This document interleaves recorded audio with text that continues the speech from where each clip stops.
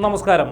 കഴിഞ്ഞ 10 വർഷത്തെ പിണറായി ഭരണത്തിന് കീഴിൽ സംസ്ഥാനമൊട്ടാകെ നടത്തിയ വികസന പ്രവർത്തനങ്ങൾ കിഫ്ബി മുഖേനയാണ് എന്നുള്ളതാണ് പിണറായിയും സഹമന്ത്രിമാരും പറഞ്ഞുകൊണ്ടിരുന്നത്. കിഫ്ബിയിലൂടെ മാത്രമാണ് കേരളത്തിൻ്റെ വികസനം മുന്നോട്ട് പോയത്. കിഫ്ബിയിലേക്ക് അതിനുള്ള ഫണ്ട് കണ്ടെത്താൻ വേണ്ടിയുള്ള മാർഗങ്ങൾ ഉണ്ടാക്കിയതുമൊക്കെ ഇവർ തോരാതെ പറഞ്ഞുകൊണ്ട് ഇരിക്കുകയായിരുന്നു. ഇപ്പോഴിതാ കിഫ്ബി എന്താണ് നമ്മുടെ സംസ്ഥാനത്ത് കാട്ടിക്കൂട്ടിയിട്ടുള്ളത്, കിഫ്ബിയുടെ പ്രവർത്തനം എങ്ങനെയായിരുന്നു, ഇതെല്ലാം വിശദമായി പ്രതിപാദിക്കുന്ന വിവരാവകാശ രേഖ മറുനാടൻ ലഭിച്ചു. ഈ റിപ്പോർട്ട് ആ വിവരാവകാശ രേഖകളെ അടിസ്ഥാനമാക്കിയുള്ളതാണ്. ആദ്യം നൽകിയ വിവരാവകാശ അപേക്ഷയിൽ കിഫ്ബിയുടെ പബ്ലിക് ഇൻഫർമേഷൻ ഓഫീസർ നൽകിയ മറുപടിയിൽ നിന്നും തീർത്തും വ്യത്യസ്തമായിട്ടുള്ള മറുപടികളാണ് പിന്നീട് ഞങ്ങൾക്ക് അപ്പീൽ മുഖേന കിട്ടിയത്. ഈ വിവരാവകാശ രേഖകളിൽ പറയുന്ന കാര്യങ്ങൾ മാത്രമാണ് ഞങ്ങൾ ഇവിടെ പ്രതിപാദിക്കുന്നത്. ഈ വിവരാവകാശ രേഖകളെ വിശദമായ പഠനത്തിന് വിധേയമാക്കിക്കൊണ്ടാണ് ഞങ്ങൾ ഈ വാർത്ത പുറത്തുവിടുന്നത്. ഇടതു സർക്കാരിൻ്റെ വികസന നേട്ടം സാധ്യമാക്കിയെന്ന് പറഞ്ഞ് കൊട്ടിഘോഷിച്ച Kerala infrastructure investment fund board അഥവാ കിഫ്ബി ഇതിൻ്റെ പ്രവർത്തനങ്ങളിൽ ഭരണഘടനാ ലംഘനവും വൻ സാമ്പത്തിക ക്രമക്കേടുകളും നടക്കുന്നുവെന്നുള്ള വിവരാവകാശ രേഖയാണ് ഞങ്ങൾക്ക് ലഭിച്ചത്. കടം വാങ്ങിയതും ജീവനക്കാരുടെ നിയമനവും അവർക്ക് ആനുകൂല്യങ്ങൾ നൽകിയതുമായി ബന്ധപ്പെട്ടും വൻ ക്രമക്കേട് നടന്നുവെന്ന സൂചന നൽകുന്നതാണ് വിവരാവകാശ രേഖകൾ. കിഫ്ബി പബ്ലിക് ഇൻഫർമേഷൻ ഓഫീസർ ആദ്യം നൽകിയ വിവരങ്ങളിൽ നിന്ന് തീർത്തും വ്യത്യസ്തമാണ് അപ്പീലുകളിൽ നിന്ന് ലഭിച്ചിട്ടുള്ളത്. ചട്ടങ്ങളും ഭരണഘടനാ നിർദ്ദേശങ്ങളും അട്ടിമറിച്ചുവെന്നും CAGയുടെ ഫൈനൽ ഓഡിറ്റ് ഇതുവരെ ഉണ്ടായിട്ടില്ലെന്നും വെളിവാക്കുന്നതാണ് ഈ രേഖകൾ.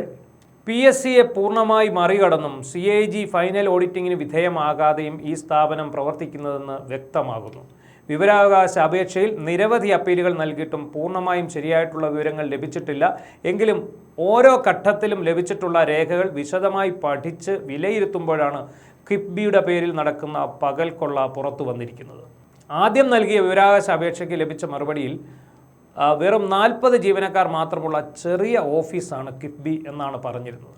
തുടർന്ന് നടത്തിയ അന്വേഷണങ്ങളിൽ 400-ലധികം ജീവനക്കാർ ഇവിടെ പ്രവർത്തിക്കുന്നതായി വ്യക്തമായി. മാനേജ്മെൻറ്റ് ഡെവലപ്മെൻറ്റ് സെൻറ്റർ അഥവാ CMD എന്ന ഏജൻസിയെ ഇടനില നിർത്തി PSC വഴി അല്ലാതെ 300-ലധികം പേരെയാണ് നിയമിച്ചിരിക്കുന്നത്.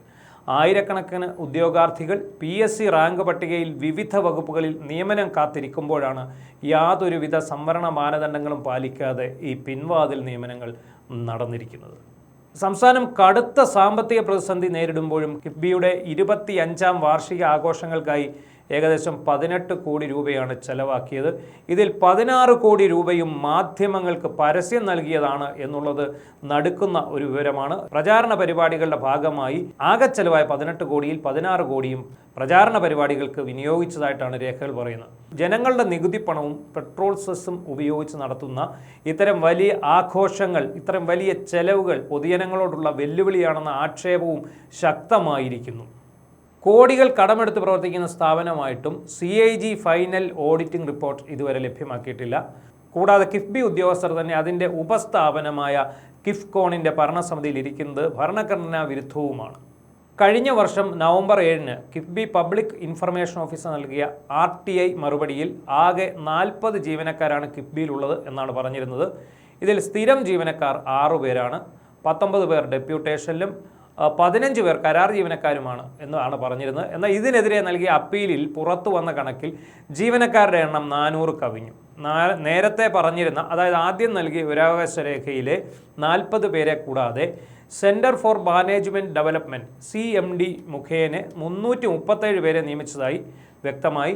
ഇവിടെയാണ് ഏറ്റവും വലിയ ക്രമക്കേട് നടന്നിട്ടുള്ളത്. 2021 ഓഗസ്റ്റ് 10-ന് ഇറങ്ങിയ സർക്കാർ ഉത്തരവിൽ സർക്കാർ ഏജൻസികളിൽ നിന്ന് ജീവനക്കാരെ വാടകയ്ക്കെടുക്കാനാണ് പറയുന്നത്. അതും ആ ഏജൻസികളിൽ അനുവദനീയമായ അംഗബലമുണ്ടെങ്കിൽ മാത്രമേ ഈ ജീവനക്കാരെ ഇങ്ങോട്ടേക്ക് വാടകയ്ക്ക് എടുക്കാൻ കഴിയൂ. വാടകയ്ക്ക് എടുക്കുക എന്ന് പറഞ്ഞാൽ ഡിപ്പാർട്ട്മെൻറ്റ് മാറി കരാർ അടിസ്ഥാനത്തിൽ നിയമിക്കാൻ കഴിയൂ, അല്ലെങ്കിൽ ഡെപ്യൂട്ടേഷൻ പോലെ നിയമിക്കാൻ കഴിയൂ. സർക്കാർ ഉത്തരവിൻ്റെ നഗ്നമായ ലംഘനമാണ് പിന്നീട് നടന്നത്. CMD എന്ന ഏജൻസിയെ കേവലം ഇടനിലക്കാരാക്കി അവർ ഓപ്പൺ മാർക്കറ്റിൽ, അതായത് പുറമേ നിന്ന് 337-ലധികം പ്രൊഫഷണലുകളെ റിക്രൂട്ട് ചെയ്തു. ഓർക്കുക, സർക്കാർ അനുമതി കൊടുത്തിരിക്കുന്നത് ഈ അംഗബലമുണ്ടെങ്കിൽ മാത്രം, CMD മുഖേന സർക്കാർ സ്ഥാപനങ്ങളിൽ അംഗബലമുണ്ടെങ്കിൽ മാത്രം അവിടെ നിന്ന് ജീവനക്കാരെ വാടകയ്ക്ക് എടുക്കാനാണ്. പക്ഷേ ഇവിടെ 337 പ്രൊഫഷണലുകളെ പുറമേ നിന്ന് റിക്രൂട്ട്മെൻറ്റ് ചെയ്തു. ഇവരാകട്ടെ കിഫ്ബിയുടെയോ CMDയുടെയോ അനുവദനീയമായ അംഗബലത്തിൽ ഉള്ളവരല്ല. ഇവർക്ക് ശമ്പളം നൽകുന്നത് കിഫ്ബി നേരിട്ടല്ല, പകരം ഇവരെ എടുത്തു കൊടുത്ത CMDക്ക് മൊത്തമായിട്ട് ഈ ശമ്പളം നൽകും. അവരാണ് ഇവർക്ക് ശമ്പളം വീതിച്ചു നൽകുന്നത്. ESI, PF, ലേബർ വെൽഫെയർ ബാധ്യതകൾ ആരുടേതാണെന്ന RTI ചോദ്യത്തിന് മറുപടി തന്നിട്ടില്ല. ഏറ്റവും ഗുരുതരമായ വിഷയം ഇതൊന്നുമല്ല. ഗവൺമെൻറ് ഏജൻസികളിൽ നിന്ന് ജീവനക്കാരെ വാടകയ്ക്കെടുക്കാനാണ് സർക്കാർ ഉത്തരവെന്നിരിക്കെ പുറമേ നിന്നാണ് ജീവനക്കാരെ എടുത്തത്. CMDയിലുള്ള അംഗബലം അനുസരിച്ച് ജീവനക്കാരെ റിക്രൂട്ട് ചെയ്യണം എന്നാണ് സർക്കാർ ഉത്തരവിൽ പറയുന്നത്. എന്നാൽ CMD ഒരു ദല്ലാളിൻ്റെ റോളിലേക്ക് മാറി പുറമേ നിന്ന് 337 പേരെ എടുത്ത് കിഫ്ബിക്ക് നൽകി. ഈ ഇടപാടിൽ കിഫ്ബിയും CMDയും തമ്മിലുള്ള ധാരണാപത്രം RTA പ്രകാരം ചോദിച്ചിട്ട് നൽകിയിട്ടില്ല. ഈ താൽക്കാലിക ജീവനക്കാർക്ക് ഇൻക്രിമെൻ്റ്, സ്ഥാനക്കയറ്റം എന്നിവ ഉണ്ടോ എന്നുകൂടി പരിശോധിക്കേണ്ടതായിട്ടുണ്ട്. ആസൂത്രിതമായി നടത്തിയ പിൻവാതിൽ നിയമനമാണ് ഇതെന്നതാണ് വസ്തുത. സർക്കാർ ഏജൻസികളിലും പൊതുമേഖലാ സ്ഥാപനങ്ങളിൽ നിന്നും ഡെപ്യൂട്ടേഷൻ എടുക്കേണ്ടതിന് പകരം CMDയെ ഉപയോഗിച്ച് തങ്ങളുടെ ഇഷ്ടക്കാരെ കിഫ്ബിയിൽ തിരുകയാണ്. ഈ നേരത്തെ പറഞ്ഞ 337 തസ്തികകൾ, അതായത് പുറമേ നിന്നെടുത്ത 337 തസ്തികകളിൽ പ്രൊജക്റ്റ് എക്സാമിനേഴ്സ് 38 പേര്, മാനേജർമാർ 24, technical assistant 30, deputy consultants 27, junior അല്ലെങ്കിൽ senior resident engineers 22, technical assistant trainees 18 എന്നിങ്ങനെ 260 മുതൽ 275 എണ്ണമായിരുന്നു വേണ്ടത്. ഈ ഒഴിവുകളിലേക്ക് പൊതുമരാമത്ത്, തദ്ദേശ സ്വയംഭരണം, വാട്ടർ അതോറിറ്റി, KSEB, റവന്യൂ തുടങ്ങിയ മറ്റ് സർക്കാർ വകുപ്പുകളിൽ നിന്ന് ഡെപ്യൂട്ടേഷനിൽ എടുക്കാൻ കഴിയുമായിരുന്നു. അതല്ലെങ്കിൽ PSC റാങ്ക് ലിസ്റ്റിൽ അവസരം കാത്തിരിക്കുന്ന ആയിരക്കണക്കിന് യോഗ്യരായ എഞ്ചിനീയർമാരിൽ നിന്നും ഇവരെ കണ്ടെത്താമായിരുന്നു. പക്ഷേ ഇതിനൊന്നും മുതിരാതെ പുറമേ നിന്ന് നടത്തിയ റിക്രൂട്ട്മെൻറ്റ്, അത് ശരിക്കും പിൻവാതിൽ നിയമനമാണ്. തങ്ങൾക്ക് വേണ്ടപ്പെട്ടവരെ തിരുകുന്നതിന് വേണ്ടി നടത്തിയ ഒരു ഡ്രാമ തന്നെയാണ് ഇത് എന്നാണ് പറയപ്പെടുന്നത്. ഈ 270 പേരുടെ കാര്യം പറഞ്ഞു, അതായത് 337. ബാക്കി ശേഷിക്കുന്ന 60 തസ്തികകൾ പ്രത്യേകം വൈദഗ്ധ്യം വേണ്ടതാണ്. അതായത് ESG coordinator, sustainability engineers, sustainability expert, compliance officer, GIS analyst, application developer, senior developer, IT team leader, institutional finance specialist തുടങ്ങിയ ഇത്തരം തസ്തികകൾ നിലവിൽ സർക്കാരിലില്ല എന്നാണ് കിഫ്ബി അവകാശപ്പെടുന്നത്. സർക്കാർ സർവീസിൽ ഇത്തരക്കാരില്ല എന്ന് കിഫ്ബി അവകാശപ്പെടുന്നു. ഇതിൽ GIS, സസ്റ്റൈനബിലിറ്റി തുടങ്ങിയ മേഖലയിൽ പ്രവർത്തിക്കുന്നവർ KSREC, IKM, ILDM, EMC തുടങ്ങിയ സർക്കാർ സ്ഥാപനങ്ങളിൽ ലഭ്യമാണ്. എന്നാൽ പോലും അത്തരക്കാരിൽ ചിലരെ പുറമേ നിന്ന് നിയമിക്കേണ്ടി വന്നേക്കാം. എന്നാൽ ബാക്കി 270 പേരെ കാര്യത്തിലുള്ളതും നഗ്നമായ നിയമലംഘനം തന്നെയാണെന്നാണ് ഈ വിവരാവകാശ രേഖകളിൽ നിന്ന് നമുക്ക് മനസ്സിലാകുന്നത്. PSC ചട്ടങ്ങൾ, നിയമങ്ങൾ എല്ലാം അട്ടിമറിച്ച് ഒറ്റയടിക്ക് 337 പേരെയാണ് നിയമിച്ചത്. ഒരൊറ്റ PSC വിജ്ഞാപനം പോലും ഇല്ലാതെ നടന്ന നിയമനം നാട്ടിൽ തൊഴിൽ കാത്തിയിരിക്കുന്ന നിരവധി ചെറുപ്പക്കാരെ കബളിപ്പിക്കുന്നതാണ്. കിഫ്ബിയിലേക്ക് ഒരൊറ്റ PSC വിജ്ഞാനവും പ്രസിദ്ധീകരിച്ചിട്ടില്ലെന്ന RTI രേഖകളിൽ അടിവരയിടുന്നുണ്ട്. തസ്തിക സൃഷ്ടിച്ച് നിയമനം നടത്തുകയും പിന്നീട് സർക്കാർ ഉത്തരവ് ഇറക്കി ഇത് നിയമപരമാക്കുന്നതുമായ വളഞ്ഞ വഴിയാണ് കിഫ്ബിയിലും നടന്നിരിക്കുന്നത്. ഏതാണ്ട് മിക്കവാറും മറ്റെല്ലാ ഡിപ്പാർട്ട്മെൻറ്റിലും ഇതുപോലെയുള്ള വളഞ്ഞ വഴിയിലുള്ള നിയമനങ്ങൾ നടന്നിട്ടുണ്ട്. PSC നിയമനങ്ങളിൽ നിന്ന് കിഫ്ബിയെ ഒഴിവാക്കിക്കൊണ്ടുള്ള ഒരു സർക്കാർ ഉത്തരവും ഇതുവരെ ഇല്ലാത്തതിനാൽ കിഫ്ബിയിലെ റിക്രൂട്ട്മെൻറ്റ് PSC മുഖേന തന്നെ വേണം എന്നാണ് ഉദ്യോഗാർത്ഥികൾ ചൂണ്ടിക്കാണിക്കുന്നത്. കിഫ്ബിയിൽ നിലവിലുള്ള 6 സ്ഥിരം ജീവനക്കാർ ധനകാര്യ വകുപ്പിൽ നിന്നാണ്. ബാക്കി 19 പേരെ ഡെപ്യൂട്ടേഷൻ വഴിയുമാണ് നിയമിച്ചിരിക്കുന്നത്. PSC സംവരണം, യോഗ്യതാ പട്ടിക എന്നിവ ഒന്നുമില്ലാതെ 300-ലധികം പേർ കിഫ്ബിയിൽ ജോലി ചെയ്യുന്നു. പട്ടികജാതി, പട്ടികവർഗം, OBC എന്നിങ്ങനെയുള്ള സംവരണ വിഭാഗക്കാരുടെ ഭരണഘടനാപരമായ അവകാശങ്ങൾ കൂടിയാണ് ഇവിടെ കാറ്റിൽ പറത്തിയിരിക്കുന്നത്. ആർട്ടിക്കിൾ 14, 15, 16 എന്നിവയുടെ നഗ്നമായ ലംഘനവും നമുക്ക് കിഫ്ബിയിൽ കാണാം.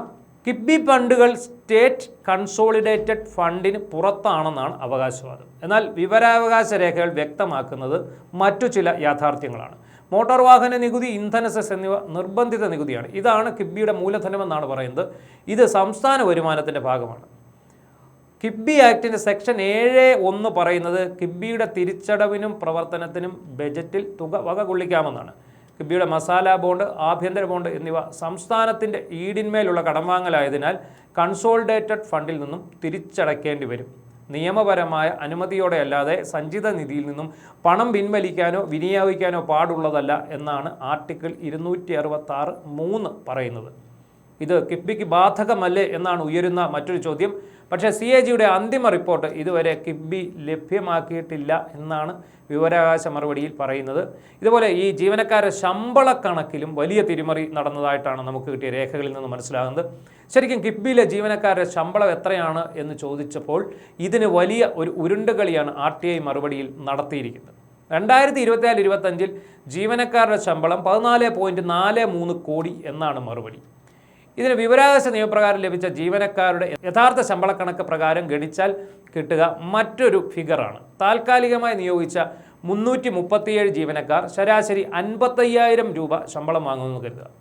വാർഷിക ശമ്പളം അങ്ങനെ വരുമ്പോൾ 22 കോടിക്ക് മേലെ വേണം.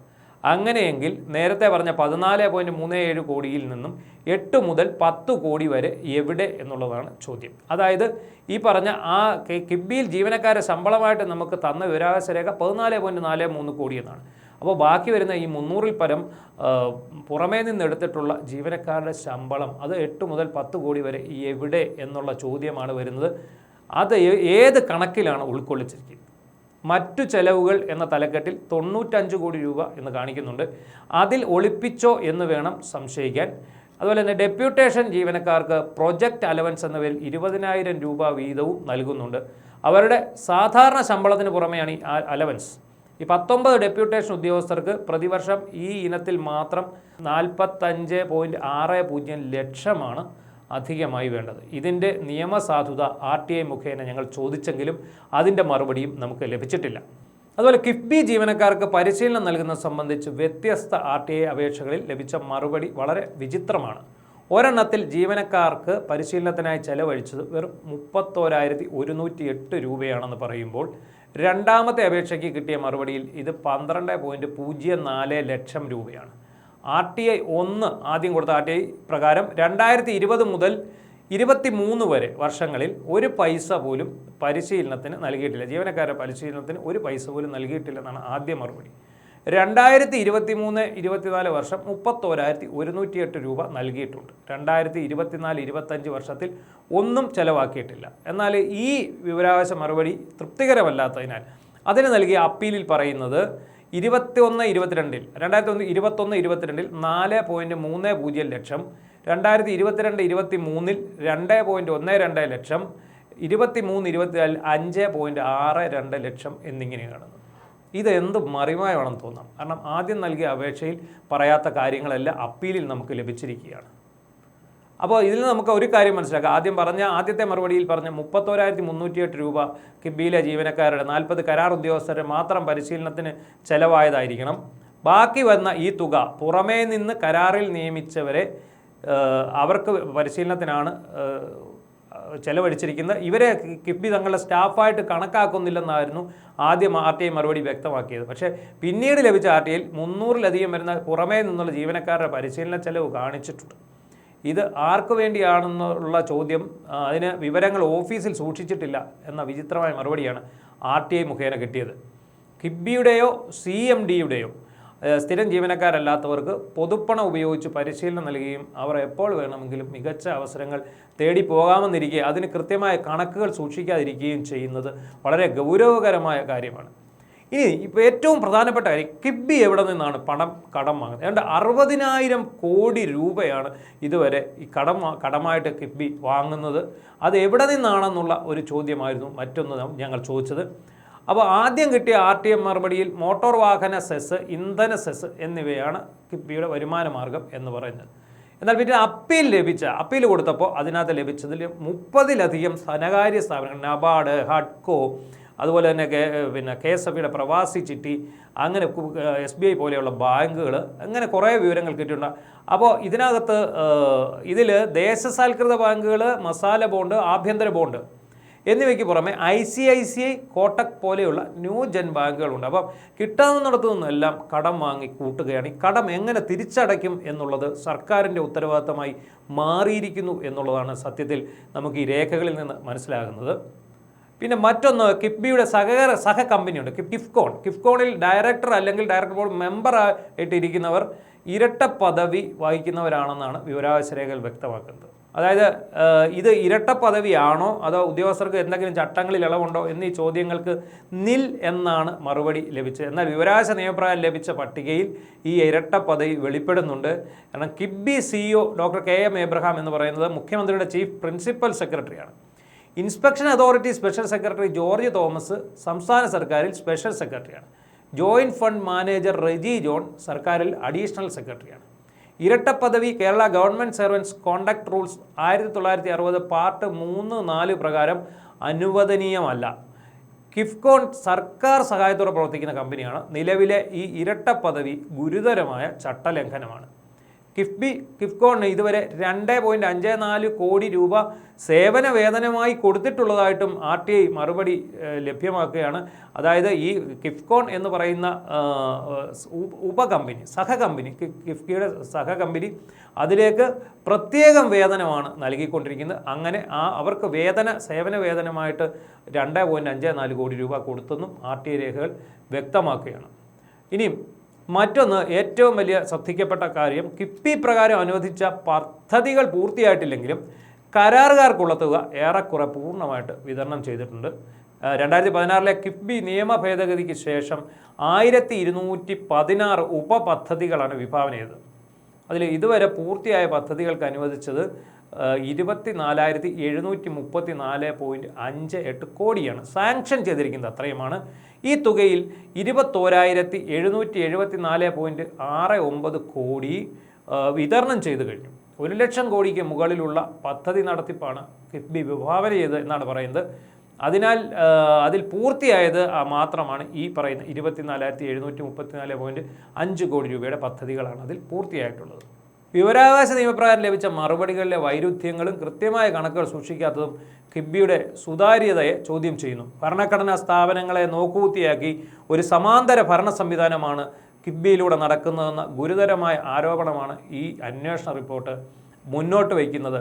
രണ്ടാം പിണറായി സർക്കാരിൻ്റെ ഭരണവും ഇവിടെ അവസാനിക്കുകയാണ്. അപ്പോൾ ഭരണത്തിൻ്റെ അവസാന കാലഘട്ടങ്ങളിൽ ഇതുപോലെയുള്ള അഴിമതി കഥകൾ ഒന്നിനു പുറകെ ഒന്നായി പുറത്തേക്ക് വരികയാണ്. കിഫ്ബി എന്ന് പറയുന്ന ഒറ്റ സ്ഥാപനത്തിലൂടെ തങ്ങൾക്ക് വേണ്ടപ്പെട്ടവരെ തിരികെ കയറ്റുന്നു, കടം വാങ്ങിക്കൂട്ടുന്നു, തങ്ങൾക്ക് വേണ്ടപ്പെട്ടവർക്ക് കരാർ ഇനത്തിൽ ഈ തുകകളെല്ലാം വിതരണം ചെയ്യുന്നു. കിഫ്ബി എന്നുള്ളത് വലിയ ഒരു കീറാമുട്ടിയായി പുതിയ സർക്കാരിന് മുന്നിലേക്ക് എറിഞ്ഞു കൊടുത്തിട്ടാണ് പിണറായി വിജയനും സംഘവും പടിയിറങ്ങുന്നത്.